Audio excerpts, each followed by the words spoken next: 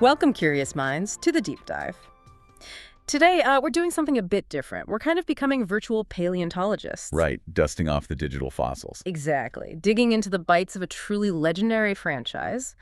We're embarking on this grand tour, a deep excavation into the whole sprawling, evolving world of Jurassic Park and Jurassic World video games. That's a huge landscape to cover. It really is. And for 3 decades now, these games have just roared onto our screens. I mean, think back. Those chunky cartridges we might have maybe blown into, hoping to get the Super Nintendo working. Oh yeah, I remember that ritual well. Or those, gleaming CD-ROMs that promise these incredible worlds. Remember that feeling? Holding a new game, the weight of it, the anticipation. Knowing prehistoric danger was just a power button away. It's definitely a nostalgic pull for a lot of us, that specific hum of a console or the whirring CD drive. Totally. And our guide for this, our sort of digital compass, is this fantastic source, Pixel in DNA. 3 decades of Jurassic gaming evolution by Lóng Tíng. It's not just some dry history book. Not at all. It's more like a chronicle, isn't it? Yeah, a really vibrant one. It shows how these digital experiences didn't just entertain us, but they've actually reflected and, shaped how we even think about the Jurassic universe. Yeah, and maybe even our relationship with nature itself, that whole control versus chaos thing. Exactly. Our mission today is basically to pull out the most important bits of knowledge, the key insights from this huge, sometimes messy, but always fascinating evolutionary path. So maybe check your fences, grab your dart gun, let's dive in. It really is an incredibly rich topic. When you think about just the sheer variety, how one franchise spans so many genres, survival horror, complex sims, across all these tech eras, it gives you this unique perspective. It's not just about game design changing over time, but also how our kind of collective thinking about the core Jurassic themes shifted. That's a great point. We're going to see how, from those early pixelated scares right up to the tricky ethical stuff in the modern park builders, these games have constantly pushed us, the players, to face the consequences of, playing God with nature. Yeah. It's a journey that really mirrors our own evolving understanding of technology and power, doesn't it? The dawn of digital dinosaurs, 16-bit survival, the 1990s begin. Okay, let's rewind. Way back to the roar of 1993. The first Jurassic Park movie had just, completely blown everyone away. Changed blockbusters forever. A cultural earthquake, really. Definitely. And suddenly, everyone wanted a piece of that prehistoric action. And for a lot of us, that first taste was Ocean Software's Jurassic Park on the Super Nintendo. Ah, the SNES version. Iconic. Oh, what a game. Our source, Pixel in DNA, calls it brutal, beautiful, and bewildering. And honestly, that feels spot on, maybe even an understatement. Brutal is definitely the word I remember. Right. Imagine gaming back then. No hand-holding, no constant tutorials, no save points every 5 minutes.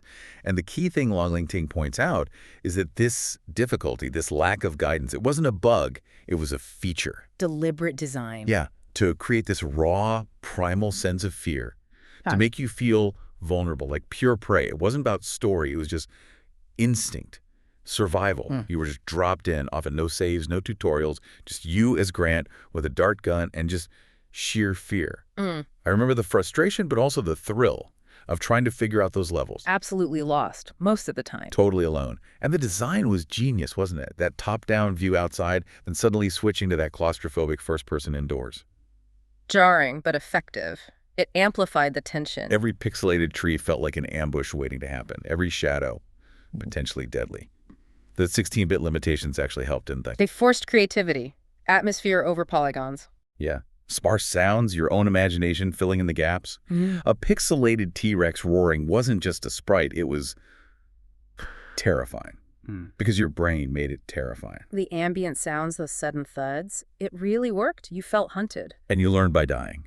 Over and over and over, pure, unadulterated 16-bit terror. And Pixel in DNA really emphasizes how those choices, partly technical limits, partly just the design thinking of the time, cultivated that survival and silence vibe, that quiet dread. Constantly on edge. Listening for any sound, looking for any movement. It wasn't like a big orchestral score telling you danger's coming. It was the quiet, then bam, raptor. Right. That silence made the isolation feel so much worse. Like you were totally trespassing in a world that just didn't care if you lived or died. Every step felt heavy, every dart precious. And while the SNES one is maybe the most remembered, the source does mention the variations, like the DOS and Amiga versions. Oh, yeah. Yeah, they had twin stick shooting, move with one stick or keys, aim with the other, more precise combat, and more structured levels, apparently. Not quite as maze-like outdoors as the SNES. Interesting. But even with those differences, the core theme, as the source says, was the same. The park as a death trap, you as prey. These early games just stripped everything else away. It was purely visceral. Just survival. Exactly. For gamers back then, it was a shock. We were used to being heroes, having clear goals, power fantasies. Here, the goal was just don't get eaten. Yeah, pretty much. And every button press was an experiment. You figured things out by, trying not to die, which often didn't work out. But that lack of hand-holding forced you to engage, didn't it? You had to watch, listen, adapt. A real trial by fire? Or by compy, maybe? Definitely. Yeah. And just when you thought you might be getting the hang of it, maybe surviving a bit longer, along comes the chaos continues. Yes, the non-canon sequel, A Strange Beast. It really was. The story got weird, corporate sabotage, rival companies stealing embryos, and the gameplay shifted too. Felt more arcade-like, didn't it? More run and gun, less creeping dread. A bit more action-focused, yeah. But here's the kicker. The thing Pixel and DNA flags as groundbreaking, something that changed everything, especially on the Sega Genesis version. Go on. You could play as a raptor. Whoa. Okay, that is a twist. Right. Think about it. Until then, dinosaurs were always the enemy, the hazard, the thing to escape. Suddenly, you were the monster. You were the predator. Seeing the park from that perspective. That's huge. More than just a character swap. Totally. It flipped your relationship with the game, with the whole franchise mythology, really. You got this taste of raw power, a chilling look from the other side, embodying the very things that were hunting you. I remember just the shock of it, leaping as a raptor, chasing down the little pixelated humans. It was revelation. It pushed the boundaries of what a Jurassic game could even be, injecting that power fantasy into a series defined by vulnerability up to that point. Yeah, that shift was monumental. Until then, the games, like the film, were all about human vulnerability, trying to control the uncontrollable. Letting you play as the raptor gave you this tantalizing glimpse of the other side. It wasn't just about survival anymore. No, it was about experiencing that raw, untamed force that dinosaurs represented. It made you see the park less as a human project gone wrong and more as territory being reclaimed. You weren't just the hunted, you were the hunter. And as Lóng Tíng suggests, this brief moment, playing as the dinosaur, was a quiet but really significant precursor to the more complex interactions we'd see later, hinting at a relationship beyond just fear. It broadened the scope, even if it was just for those moments of, raptor-fueled mayhem. Ambition unleashed Trespasser and the first-person revolution. So the 90s started with that raw pixel fear and ended with, a roar of ambition. Maybe too much ambition. Okay. Let's talk Trespasser. Ooh, Trespasser, the legend. It really is. Our source nails it. A game so ambitious it broke itself. And it's true.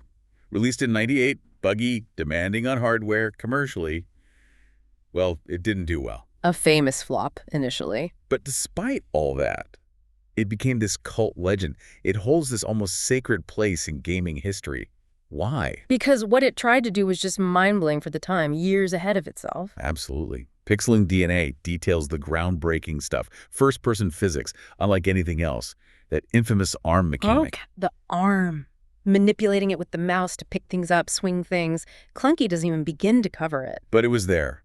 A voiced protagonist, Sarah, whose thoughts you heard constantly, her fear, her injuries. That was huge for immersion back then in an FPS. Very rare, yeah. And maybe the most radical thing, no HUD, no health bar, no ammo count cluttering the screen. How did you even know? You had to listen. To Sarah's heartbeat for health, faster and louder if she was hurt. For ammo, you had to physically look down at the gun, and she'd often say how many rounds were left. Wow. That's intense immersion. And full object interaction. Pick up anything, stack crates, use wood as a weapon, roll barrels. DreamWorks Interactive really wanted to put you on the island. Site B, right, Isla Sorna. Yeah. The core idea, as the source says, was to place you truly on the island, alone, hurt, hunted. No linear path, no objective markers, just raw survival. You start with a broken arm, that cast making everything harder. Emphasizing vulnerability from the start. Exactly. And the island felt vast, desolate. The dinos felt smarter somehow. But that contrast between the incredible ambition and the technical reality, it was rough. Heartbreaking, almost. It tried things PC tech just wasn't ready for in '98. Yeah. Clumpy, frustrating, even while you could see the amazing potential. A magnificent failure, maybe, Mm. but one the industry learned so much from. That's exactly why, as Pixel and DNA puts it, it broke itself. The vision outpaced the tech. That physics engine, revolutionary conceptually, was just too buggy, too demanding, unstable performance, deep frustration for players. But the legacy is undeniable today. As Lóng Tíng points out, it's modded, revered, even cited as the spiritual predecessor to Half-Life 2. Half-Life 2. Think Wow. about it. Half-Life 2's physics, the Havoc engine, used for puzzles, environment interaction, combat. Trespasser was trying that stuff with its arm and objects years earlier. It laid groundwork that took ages for others to build on properly, a critical, if maybe painful, stepping stone. Absolutely. And what's really key here in the grand story of Jurassic Games is what Pixel and DNA asserts. Trespasser was the first game that tried to make dinosaurs feel real, not just dangerous, but alive. That's a huge distinction. Before Trespasser, dinos were mostly just obstacles, right? Predictable enemies, moving targets. Trespasser tried to give them more complex behaviors, reacting to sound, sight, maybe even scent. They moved with a weight, a presence, felt more real. Like actual animals. Exactly. Not just monsters. They could interact with things, push doors, knock stuff over. They weren't just health bars. They felt like living, breathing, hunting creatures in a simulated ecosystem. A massive evolutionary leap for digital dinos. For sure. Moving from just being obstacles to being these complex, believable entities, it deepened the immersion, the vulnerability. It wasn't just jump scares. It was acknowledging their wildness, their intelligence, their unpredictability, making them feel like actual animals. That was the game changer. From Prey to Creator Operation Genesis and the rise of the park builder. Okay, so we've survived the pixels, wrestled with the ambitious physics, now for a huge shift. A real turning point in how we play Jurassic. 2003 arrives, and with it, Jurassic Park. Operation Genesis. This flipped everything. Remember being Prey? Oh, yeah. Vividly. Well, forget that. With Operation Genesis, the big change was you weren't surviving the park, you were building it. Total paradigm shift. From survivor to architect. Exactly. Architect of your own dinosaur dream. Or, more often your own spectacular disaster. It was this deep, intricate management sim. You controlled everything, from enclosure layout to dino temperament. Creative control on a massive scale for this franchise. Unprecedented. And crucially, as Lóng Tíng stresses, it came with consequences. Oh, the consequences. They were memorable. Weren't they just? This wasn't some gentle sandbox. This was a real, often brutal simulation of the risks. The source puts it bluntly. Dinos escaped. Storms hit. Guests died. Chillingly accurate summary. I vividly remember moments of sheer panic. You're carefully placing a feeder, trying to keep the herbivores happy. Next thing you know, bam, T-Rex through a fence you thought was strong enough. Chaos. Or the tropical storm warning. Power goes out.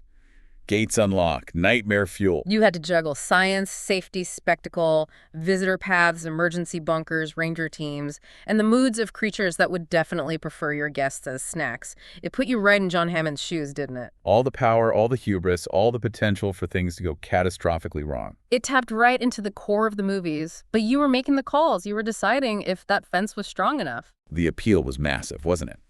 Being the manager tapped directly into that core fantasy. Creating and running your own dinosaur park. Yeah. And the source nailing it by calling it SimCity meets Crichton.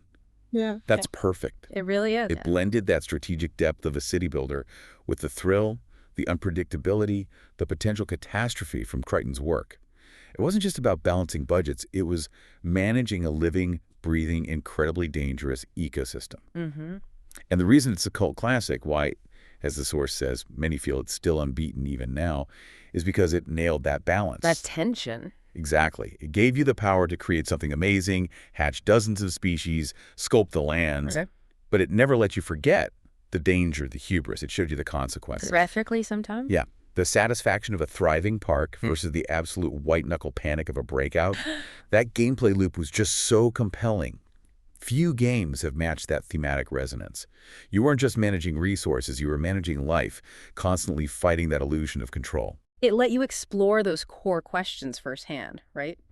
Ethics, consequences, while building your dream dino zoo. Precisely. The tension between creation and destruction was always there, making every choice feel weighty. Expanding the digital footprint, Lego, mobile, and spin-offs. Okay, so we've gone from prey to creator, experienced the terror, felt the hubris. Now, moving into the mid-2000s, early 2010s, the Jurassic brand starts to spread out. diversify in a big way. Branching out into different genres, reaching new audiences. Yeah, it's a period of exploration. Different game types, often a bit lighter. First up, a real fan favorite, Lego Jurassic World. Ah, the Lego games, always charming. Totally. If Operation Genesis was serious business, this was just joy. The source calls it a loving parody with co-op joy. And it was. It took every film, condensed it into bricks. Translating the terror into Lego humor. Exactly. Smashing and rebuilding scenes, solving puzzles, experiencing those epic moments, but with that quirky Lego charm. Completely different feel. Less fear, less management, more playful fun. Great for families, brought in a younger audience. My kids loved the T-Rex wearing sunglasses bit. Haha, yes. Then you had the explosion of mobile games, a real sign of the times. Putting dinos in everyone's pockets. Pretty much. Uh-huh. And they were varied, from dino breeding to tap-based combat. Some were like prehistoric Pokemon collecting and evolving dinos. Others were simpler fighters for quick sessions. To mute gaming. Right. The source sums them up well. Often fun, rarely deep. Quick bursts of Jurassic stuff made the franchise super accessible to a massive casual audience. Maybe not deep dives into the themes, but kept the brand visible. Important for keeping the IP alive between films. Definitely. And we can't forget the arcade shooters, those loud, chaotic machines. Oh, yeah. Light guns, huge screens, dinosaurs roaring right at you. Perfect for two-player cabinets, as the source says. Games like Jurassic Park Arcade, Lost World. Pure adrenaline, pure spectacle. No complex story or management, just grab a friend, pump in quarters, blast dinos. Loud, over-the-top, pure arcade fun. A very different beast from The Sims. But still part of that expanding digital footprint. Absolutely. And these spin-offs taken together played a crucial role. As Pixel and DNA points out, they expanded the brand massively, reached people who maybe weren't into survival horror or deep sims. Kept the IP relevant across different demographics. Casual mobile players, arcade nuts, cemented Jurassic as this huge multimedia thing. But the source makes a really interesting point here. They were not always the meaning. Meaning they broadened the scope of gameplay but didn't always dig into the deeper themes. Many were about simple fun, collecting, fighting, a lighthearted romp through the movies. They sacrificed some of the philosophical stuff for accessibility. Often, yeah. That core tension, hubris, control, nature's power got diluted for wider appeal, immediate fun. It was a trade-off. Wider reach, but maybe less of Korean's original warning. So successful in keeping the brand alive, especially between films, but maybe a shallower version of the core ideas. In many cases, yes, pure spectacle, essentially. Modern management and moral mazes, Jurassic World Evolution INT2. Okay, so after all that diversification, we come to what Pixel and DNA calls the big shift again. Jurassic World Evolution in 2018 and its sequel in 2021. These feel like the true successors to Operation Genesis, but taking things much further, especially into the moral gray areas. Building on that legacy, but with contemporary depth. For sure. Player agency goes way up. You're not just managing existing dinos. These games let you control the DNA, design the enclosures, balance science, safety, and spectacle. Like down to the genetic level. Think about that. You're deciding traits, aggression, social needs, creating our habitats, then juggling the science, the safety imperative, and, the need for thrilling entertainment to make money. The whole Jurassic dilemma right in your lap. Putting you firmly back in the Hammond Masrani role, but with even more tools. And to really hammer home the ethical weight, Frontier, the developers, brought back Ian Malcolm. Voiced by Jeff Goldblum himself. Yeah.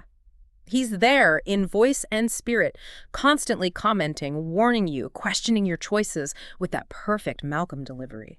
The source highlights his role, reminding you, you're not building a park. You're building a lie. That instantly elevates it, doesn't it? Yeah. It's not just a sim anymore. It's got the franchise's conscience baked right in. It forces you to confront the implications of what you're doing. He's always there, questioning. Absolutely. Malcolm's presence is huge. He's the voice of chaos theory. The constant reminder that your control is just an illusion. It makes the player internalize those themes from the films in a really direct way. His warnings aren't just background noise. They're tied to the gameplay. And the power these games give you is, well, unsettling. You can go into the genome library, splice aggression into your raptors, make them scarier, more exciting, and way more likely to break out. Or modify camouflage into your IREX, the ultimate hybrid predator. Exactly, making it even deadlier. And then the crucial part. The game makes you deal with the fallout. The more you push genetics, the bigger the potential disaster. It's that just because you can, should you? Question made interactive. You are responsible for every escape, every injury. It puts the onus squarely on you. And Evolution 2 just deepens all of this. Pixel and DNA mentions the additions. Biomes affecting dino comfort, demanding more careful habitat design. Right, you can't just stick a desert dino in a jungle anymore. Behavioral traits, making individual dinos unique, unpredictable, and those morality sliders for certain choices. That's fascinating. Consciously weighing ethics versus profit or science. Yeah. Enclosure size, welfare, genetic modification. It all feeds into your scientific reputation. With different factions in the game, you're constantly balancing ethics, finance, science. These games don't just ask the big question. They force you to live it. How far will you go to succeed, and at what cost? It's Creighton's themes fully realized in gameplay. Absolutely. Hubris, unintended consequences, the uncontrollability of nature. It moves way beyond simple survival or management into a genuine ethical simulation. A powerful mirror reflecting our own desires to dominate nature and the inevitable failures that stem from that. The digital fossil record fan echoing community. It's amazing how these games, over decades, have just become part of our shared gaming story, hasn't it? Beyond just playing them, there's this whole collective experience built around them. A shared memory bank of digital dino encounters, like digital war stories. Exactly. You hear players talking about their first failed fence, their first guest casualty, the first time a T-Rex roared through the screen.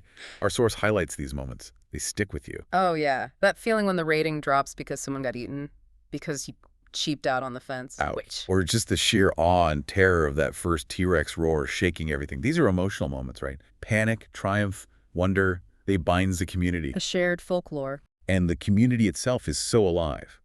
Look at Reddit, full of build guides, chaos stories, modded hybrids, people sharing incredible park designs, debating layouts. And swapping tales of epic failures. Escaped Indominus Rex's T-Rex rampages, the good stuff. The modding scene, too, just constantly adding new things, custom dinos, challenges, keeping the games fresh. Endless creativity there. Then there's YouTube, just bursting with Jurassic madness. People running challenges like no fences mode. Can you imagine? Pure chaos, relying just on terrain. That takes guts. Or feathered-only parks, exploring a more scientifically accurate look.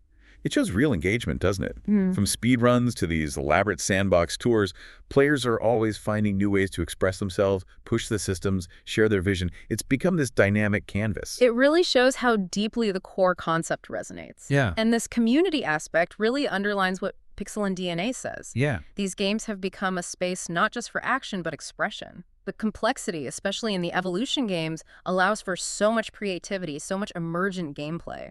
Players crafting their own stories. Exactly. When someone tries no fences mode, they're not just making it harder, they're actively exploring that tension between control and chaos in their own way, or the feathered-only parks. That shows real intellectual curiosity, spurred by the game, engaging with actual scientific debates. This level of creativity shows how deep the mechanics run, letting players push way beyond what maybe even the developers imagined. It is a living thing. It really is. The shared stories, the problem solving, the joy of creation. It proves how powerful these digital dinosaurs still are in our lives, constantly being reshaped by the players themselves. Reflections, what Jurassic games teach us. Wow, what a journey. 3 decades of digital dinosaurs.